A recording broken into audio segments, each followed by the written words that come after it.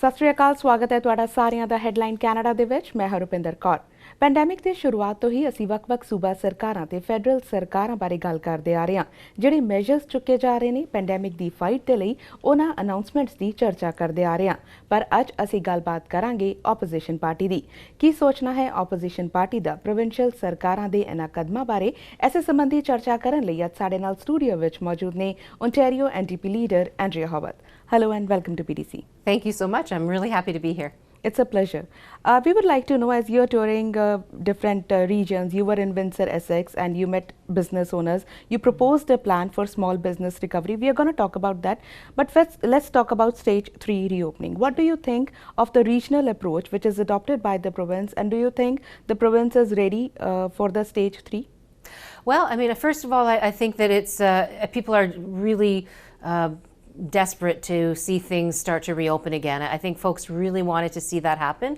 And so it's going to depend on people continuing to do the good work they've already done.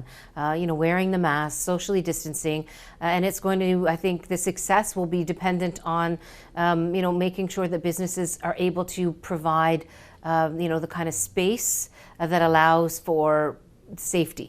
And what's unfortunate is we haven't seen the government offer any help to businesses to help them to actually do that, especially since they've been closed since the middle of March. And so they haven't had any revenue, particularly in the restaurant, entertainment type of industries. But the regional approach, which was part of your question, is something I think that made some sense. However, in those regions where there continue to be outbreaks, it may have been better to try to address those outbreaks and enable those regions to open up with the rest of the province. So as you mentioned, I was in Windsor, Essex area, and the big reason for them being delayed is because of outbreaks on farms. But the government's done nothing to actually control those outbreaks on farms, and so now those businesses are being held up because the government has not stepped up to the plate to help control the outbreaks. We'll talk about that agri-farm sector you mentioned, but like you were in Windsor, Essex, and you met small business owners, and you also proposed a plan for the small business recovery. What does that include? Well, I mean, we proposed this plan back in April, and we proposed it because it's what we heard from small businesses and medium-sized businesses that they needed in order to be able to survive during the shutdown. And so it entailed a number of things. Direct rent subsidies for businesses up to 75% of their rent costs to a maximum of $10,000 a month for 3 months. A freeze on utility payments, a moratorium on commercial evictions, and unfortunately that apparently has happened. I mean, we passed legislation in that regard, but people are still being evicted, and the government is washing its hands of any enforcement of that legislation. So back to the other things, we also wanted to see some assistance in terms of insurance for rideshare and taxi industry, limo industries as well. And the last thing would be, if I can recall, is a fund to put together an opportunity for businesses that were able to go online or that are able to go online to help them invest in those changes. So whether that's hardware or software or training of staff, and that fund also we now would like to have it still happen, and we would like it to be utilized for helping businesses with PPE, with plexiglass, with changes to their physical space that will help them with meeting the requirements of the distancing to keep people safe. So eviction is one point and funding is other, PPE requirement is another point. But as you are meeting business owners, what is their feedback? Like as you mentioned before the interview, you met Mayor Bonnie Crombie, Mississauga Mayor, and they have concerns from the business owners. So what is the feedback you are getting from them?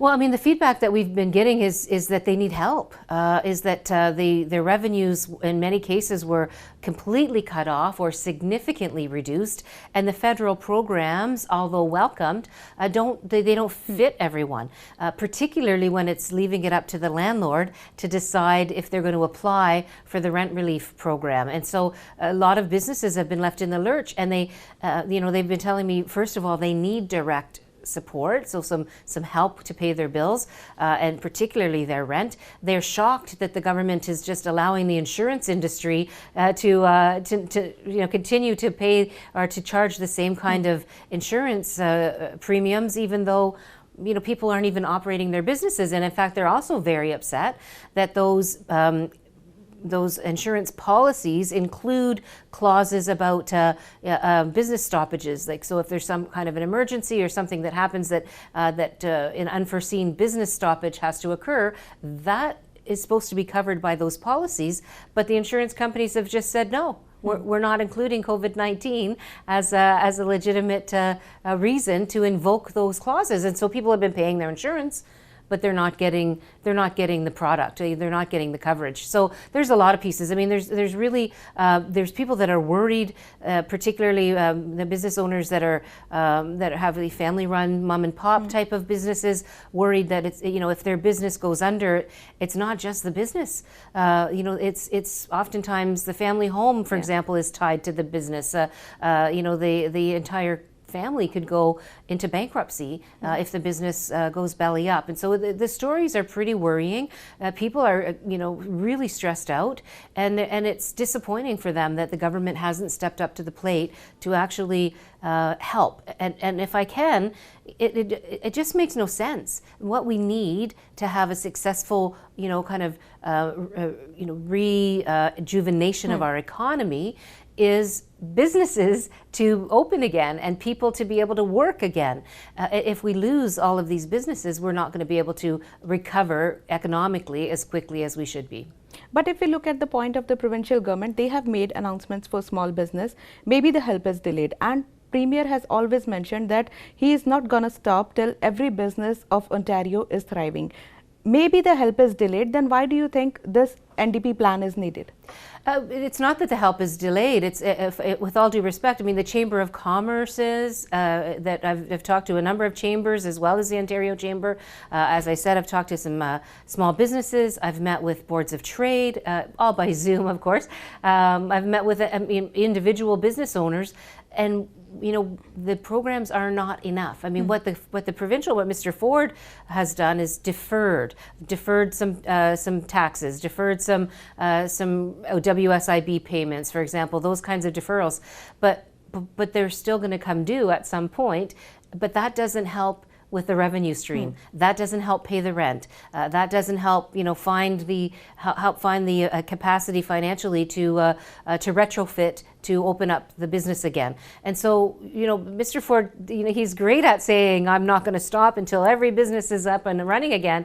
But he's not doing anything to make that happen. He's actually not doing anything at the provincial level to help make that happen. And I know that that's the case, and businesses know that that's the case too. In fact, we were asking about it in Queen's Park again this morning.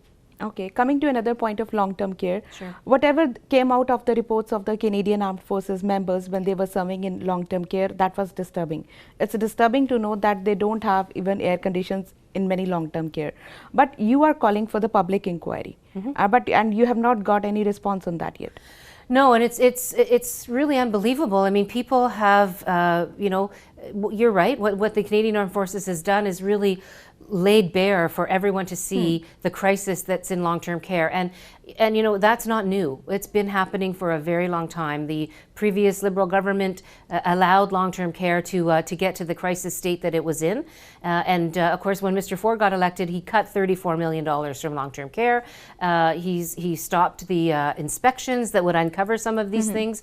And so now we're in a horrifying situation where 1,836 people lost their lives in just a couple of months with COVID-19, and to imagine that huge loss of life and the system that's so inadequate, really, is not going to actually get the full light of a public inquiry is troubling. I mean, it just screams out for that kind of non-biased, independent judicial public inquiry where people who lost their loved ones can actually have a voice, where their stories can be told, where somebody, with the authority can require witnesses to come forward and give testimony, where documents can be required to be provided. What the Ford government's doing is shirking all of that and saying they're going to have a behind closed door commission where they appoint the people who are going to lead the commission,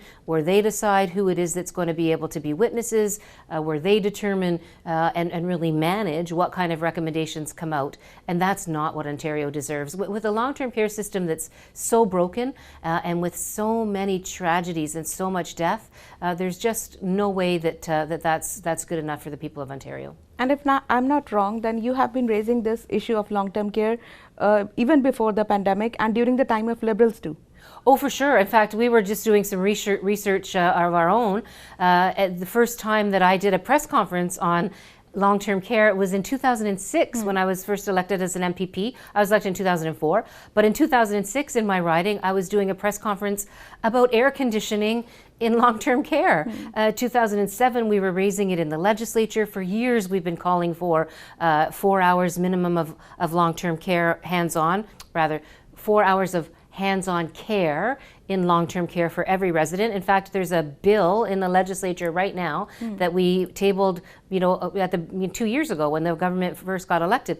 We've tabled that bill for probably 15 years, if not longer, to have more hands-on care provided. But we know what some of the, we know actually what some of the solutions are. It's just that neither the Liberal government before this one nor the Conservative government today seems to be willing to implement some of those solutions. We'll continue this conversation with you, and we have a lot more to talk about, but after a short break.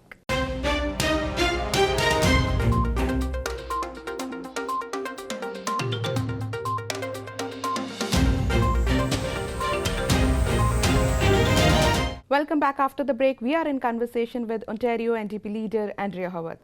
As you mentioned before about the agri-food sector, you have mentioned that the government was slow and was not aware of what is happening in the agri-food sector.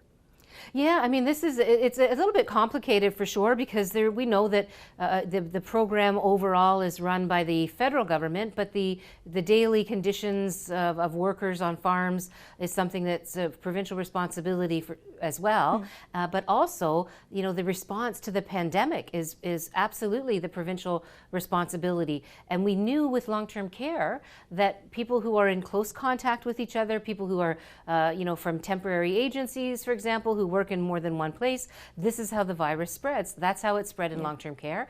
That's how it's spreading in the farms as well. And so, these migrant workers that come from a number of different places, mostly South and Central America, Mexico as well, are the ones who come to Canada to make earn enough money to send home to their loved ones, and they're ending up going home in caskets and not actually being able to survive on the farm, and that's just not acceptable. So just the other day, the mayors of all of those little towns and the city of Windsor as well got together and demanded that Mr. Ford and the provincial government step up to the plate and start coordinating the response, because apparently people are falling all over each other. The left hand doesn't know what the right hand is doing.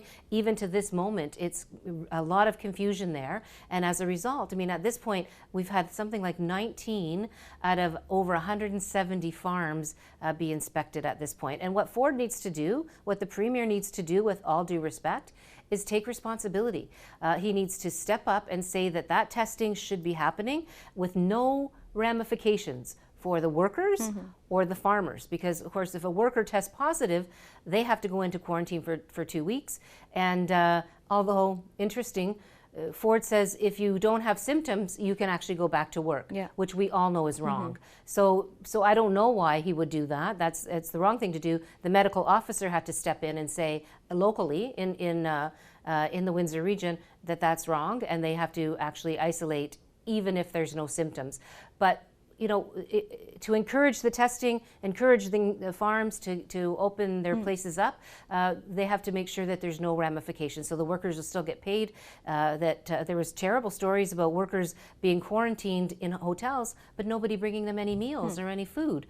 So that's, the whole thing is quite disorganized and really doesn't make a lot of sense. So they're begging for the Premier to step up to the plate and take some real coordinated leadership there. But last week, when you raised this issue of the mushroom farm in Vaughan, Yes. in Assembly, and the Health Minister, she stood up and answered back for this. Are you satisfied with that answer, that they are in touch with the employers, that he's maintaining all the protocols? Well, I mean, I guess time will tell. If the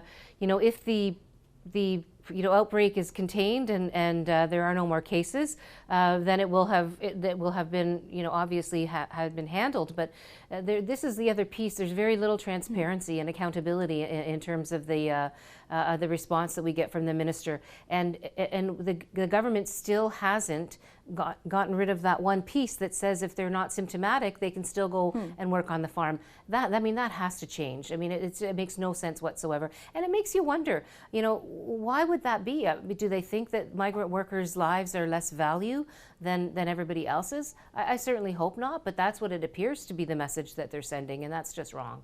Okay, coming to safely reopening of the schools, you are pushing for 5 days safely plan of reopening the schools. But if you look at the province, Minister has asked various boards to make a plan, either 2 days or 3 days a week, and online learning. We understand you are concerned about the working parents, so that students should go 5 days a week. But don't you think they will be less exposed if they go only 2 days or 3 days? No, I mean, quite the opposite. I think that it's already been really tough for children and for young people to miss so much school. Let's not forget, they were out from the middle of March. So they need to get back to education, and they need the structure, and they need the socialization that school brings. And I think we absolutely can open up 5 days a week with the proper measures in place, right? So that's why we're saying to the government, you have to invest. You have to invest in more space. So the utilization of maybe closed schools, maybe the utilization of underused libraries or recreation centers or those kinds of things.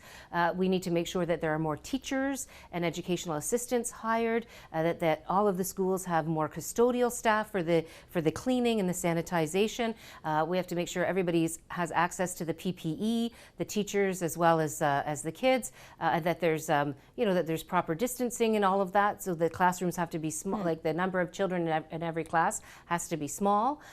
But with investment, we can absolutely get our kids back to school 5 days a week. The government just has to make the commitment to invest in these things. In fact, this is exactly what the Ottawa Carleton School Board has been asking for, and it's something that we are seeing much more consensus on, because we are not going to have an economic recovery without school being back. How many workers can just decide they're going to work 2 days one week and 3 days the other week? Because that's how their kids, that's what their kids' needs are when it comes to school. We don't have childcare spaces available at this point, and the childcare system is crumbling before our eyes. Not that it was a great system in the first place, but it's gotten worse.